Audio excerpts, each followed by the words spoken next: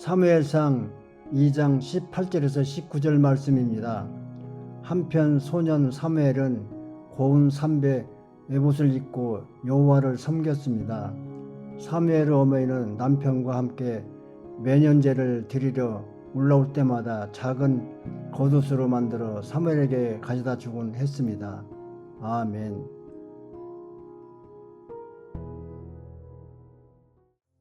한나는 기도로 얻은 아들 사무엘을 하나님께 드렸습니다. 한나의 신앙 고백은 분명했습니다. 살아계신 하나님을 잊지 않고 기억하겠다는 결단이었습니다. 어머니 한나는 멀리 성전에 살고 있는 사무엘이 많이 보고 싶었을 것입니다. 그러나 그 그리움이 밀려올 때마다 한나는 하나님의 은혜를 다시 떠올립니다.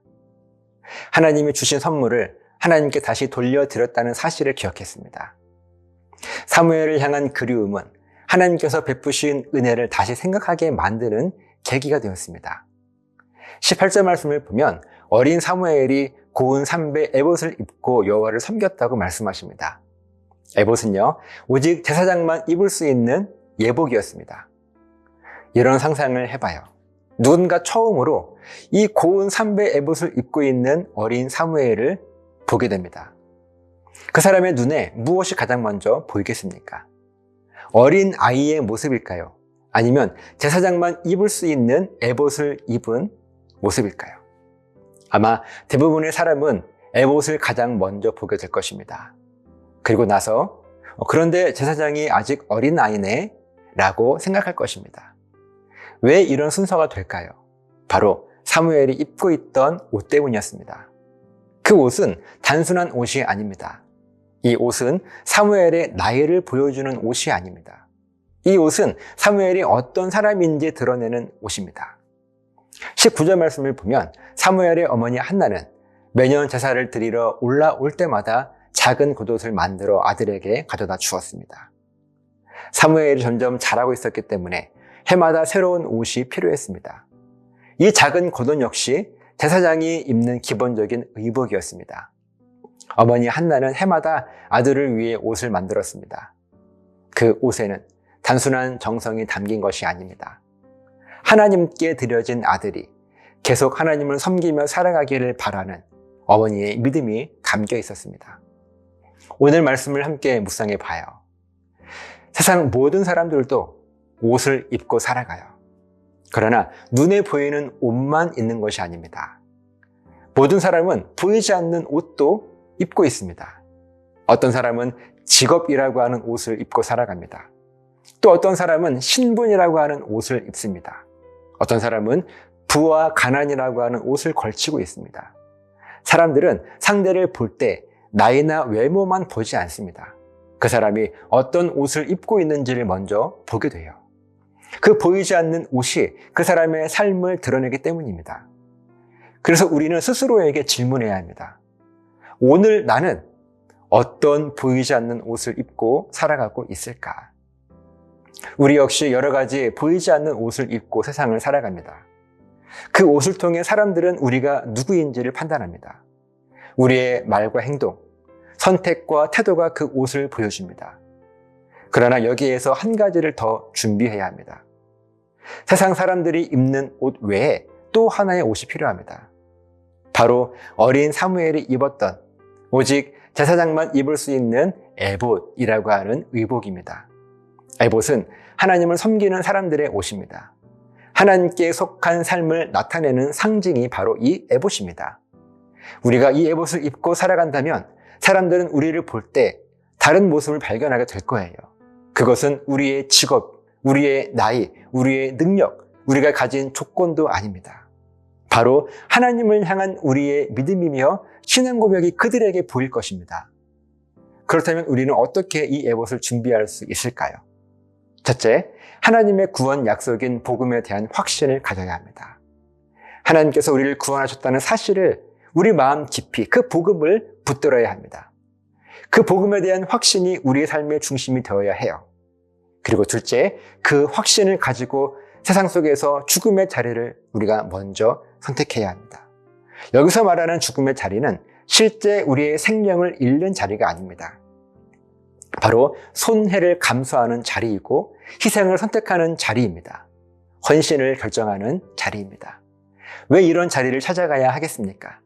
그 자리에서 하나님의 구원이 시작되기 때문입니다. 하나님은 사람이 낮아지는 그 자리에서 일하십니다. 하나님은 우리가 비워지는 자리에서 새로운 구원을 시작하십니다. 이것이 하나님의 구원의 원리 아닙니까? 이렇게 하나님을 신뢰하며 살아갈 때 우리의 삶에는 실제적인 구원의 능력들이 나타나게 됩니다. 하나님께서 일하시는 경험이 생깁니다. 그 경험이 쌓이면 그것이 바로 보이지 않는 에봇이 되는 거예요. 그리고 세상 사람들은 내가 입고 있는 이 보이지 않는 옷, 에봇을 보게 됩니다. 세상은 그 모습을 통해 우리를 존귀하게 여기게 됩니다. 그리고 결국 우리의 삶을 통해 하나님께서 살아계신 분임을 반드시 발견하게 되는 것입니다. 오늘 우리는 어떤 옷을 입고 살아가고 있습니까? 세상이 만들어준 옷만 입고 살아가고 있지는 않습니까? 아니면 하나님께서 기뻐하시는 에봇을 준비하며 살아가고 있습니까? 사무엘은 어린 나이였지만 에봇을 입고 하나님을 섬겼습니다. 그 옷은 사무엘이 누구인지 보여주었습니다. 우리도 같은 삶을 선택할 수 있습니다. 복음을 붙들고 살아가십시오. 손해의 자리에서도 하나님을 신뢰하십시오. 희생의 자리에서도 믿음을 포기하지 마십시오. 그 삶이 보이지 않는 에봇이 됩니다. 그리고 그 옷을 통해 세상은 하나님을 보게 될 것입니다. 기도하시겠습니다. 하나님, 우리들이 준비해야 될 보이지 않는 옷은 에봇이어야 합니다. 오직 하나님의 사람들, 하나님을 예배하는 자들만 입을 수 있는 그 옷이 우리들에게 가장 먼저 보여져서 내가 누구인지를 세상 가운데 담대하게 드러낼 수 있는 믿음의 고백이 우리들에게 있도록 도와주시옵소서. 감사드리며 예수님 이름으로 기도합니다. 아멘.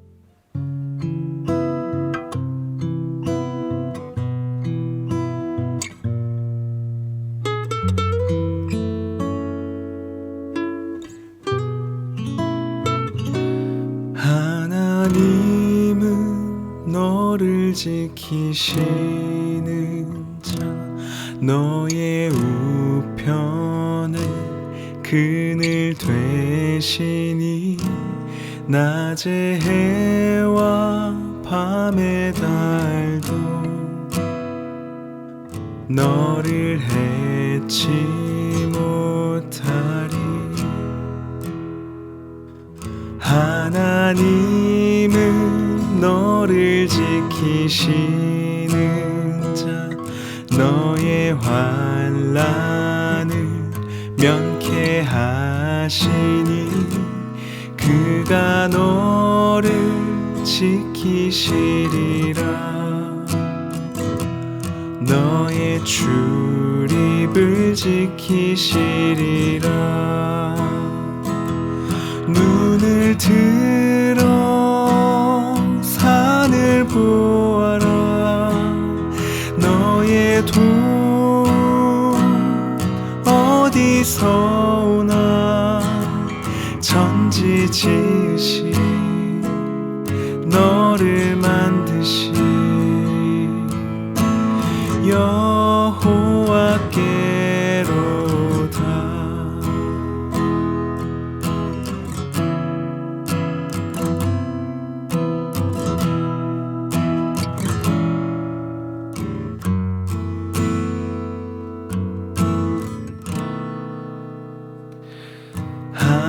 하나님은 너를 지키시는 자, 너의 우편에 그늘 되시니 낮의 해와 밤의 달도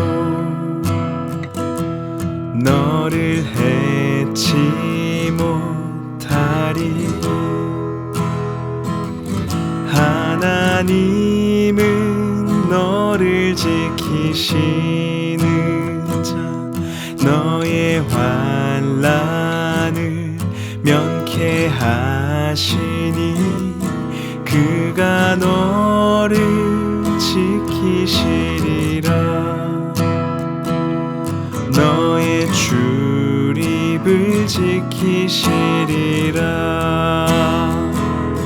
눈을 들어 산을 보아라. 너의 도움 어디서 오나. 천지 지으신 너를 만드신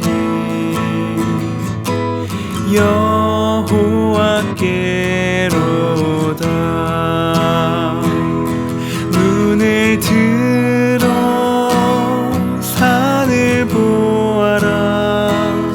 너의 도움 어디서 오나.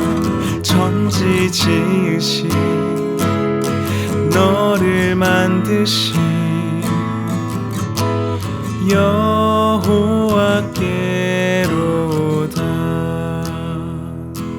천지 지으신 너를 만드신